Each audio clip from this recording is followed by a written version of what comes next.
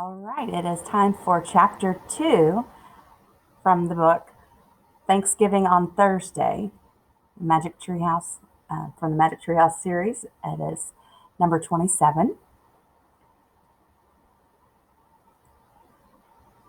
Like usual, chapter 1 ended with, but the wind had started to blow, the treehouse started to spin, it spun faster and faster, then everything was still, absolutely still.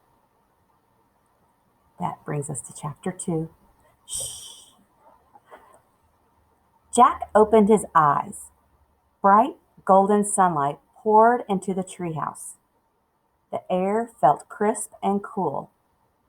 Annie was wearing a long dress, a white cap, and an apron. Jack wore a jacket with a frilly collar. He wore short pants, long socks, leather shoes, and a hat. His backpack was now a leather bag. "I like your hat," said Annie. "It's funny." "Yours too," said Jack. "You look like a pilgrim," said Annie. "So do you," said Jack. "Oh man, I bet we're in the time of the pilgrims."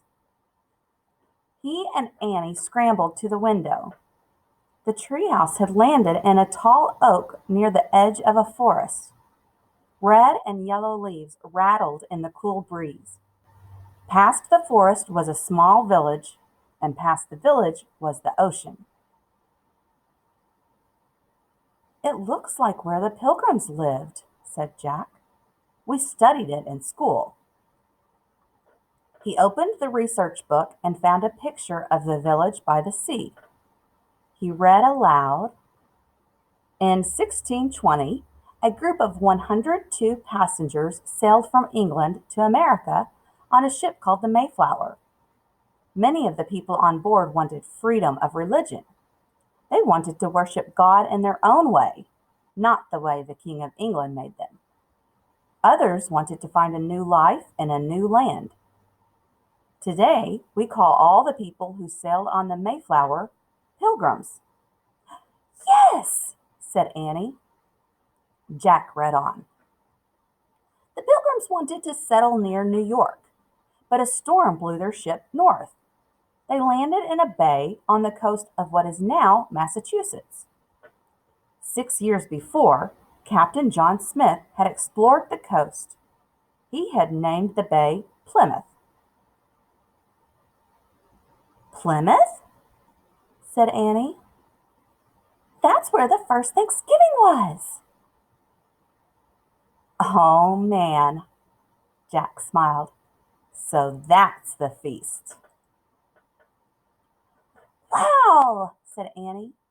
"My class put on a play about the first Thanksgiving." "Mine too," said Jack. "I played Priscilla," said Annie. "I played a turkey," said Jack. "Now we'll get to meet the real Priscilla," said Annie.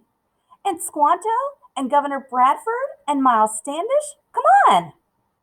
She started down the ladder. "Wait, what will we say?" asked Jack.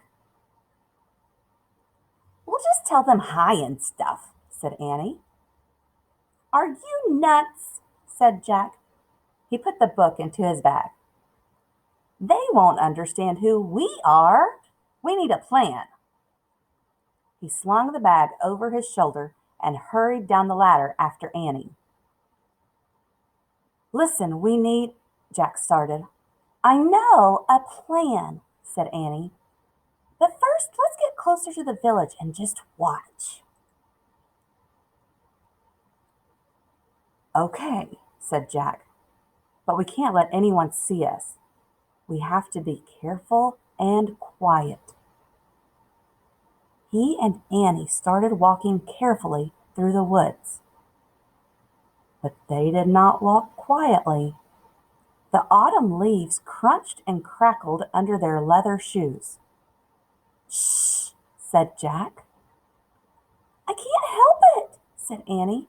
You're doing it too. Then we have to stop, said Jack. Let's get behind that tree and watch from there. They crunched over to a tree at the edge of the woods. In the distance was a row of small log houses with steep thatched roofs. Jack pulled out the book. He found the part about the village. Then he pushed his glasses up and read to himself. The Pilgrims brought chickens, geese, goats, and sheep from England. They brought seeds to plant, and they knew how to make traps to catch wild animals for food.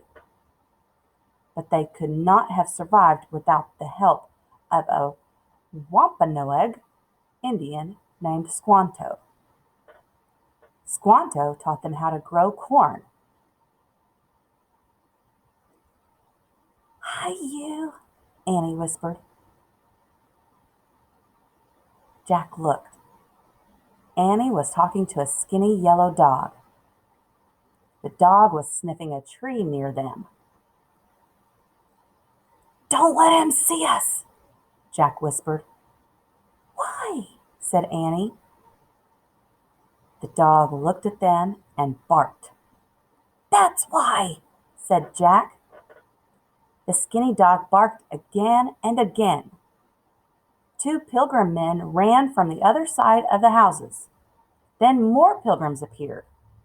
They all looked in the direction of the barking dog. Oh no, said Jack. Let's go back. We don't have a plan yet. He packed up his book and started away from the tree.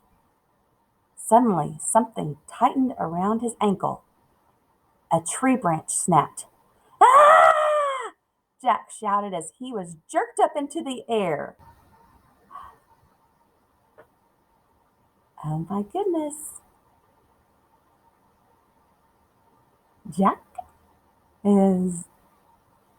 has something tight around his ankle and he was jerked up into the air.